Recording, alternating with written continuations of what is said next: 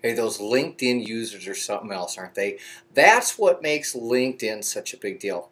It isn't so much the software and the things you can do. That's really, really important, but fill that full of a bunch of people that we don't want to meet in the first place, and you know what I mean.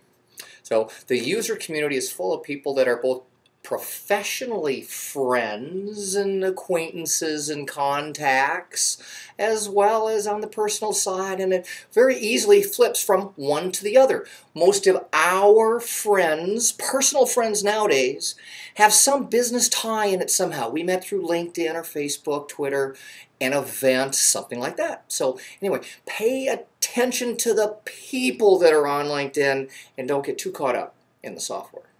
So the connection between rock and roll music and social media, I like to say LinkedIn, but I say all of social media in this case perhaps, has a lot to do with the kind of people we talked about. You know, the LinkedIn people, the folks of that generation, rock music meant a lot to them.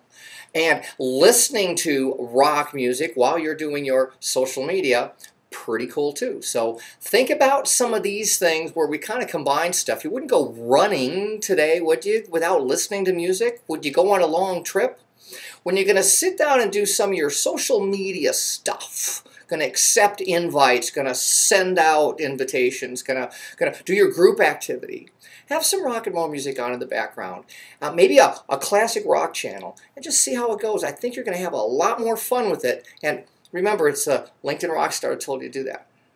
You know, when Lori Ruff and I speak and train together, it's real interesting because, well, we have this little kind of conversation with our audience beforehand, and I ask people to tell us a concert story or a rock story. It's really fun because, you know, I have so many, but I love to hear their stories, and very often I can play off that a little bit. Oh, I saw Cheap Trick back in such and such, right? A Cheap Trick. Cheap Trick. Yes. So and I go, so did I. And then you get into something like that, and it's just so cool to see what kind of shows people in the audience speak up about.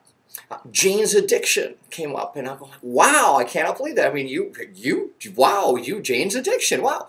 You know, especially people love to talk about bands beforehand, and guess what? Most of those bands still around. So that's part of what makes rock and roll and social media so cool, at least for us.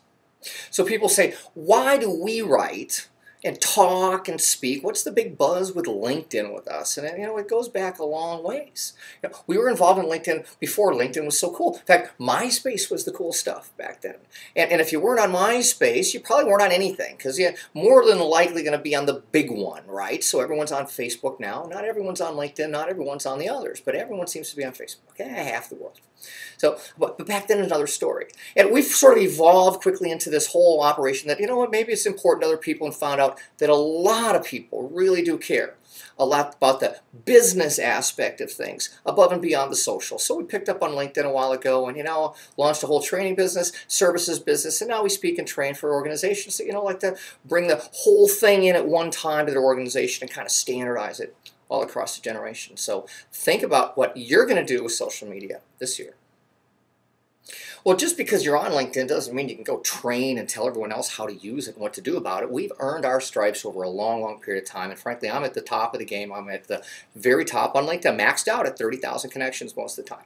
You know, maxed out on Facebook as well. Huge networks on Twitter. The world in which we live is a world in which we play, and world in which we train and teach other people how to incorporate this stuff into their lifestyles. Because once you start playing the really big leagues out here, the world changes a little bit. And it's nice to know along the way to the show a little bit about what the show's going to be like on the other side. So that's what we do to you. We kind of predict the future, guide you down the path so that you don't do some things that you might regret, like blowing all your LinkedIn invitations in one big shot without realizing you only had 3,000 of those. Did you know that?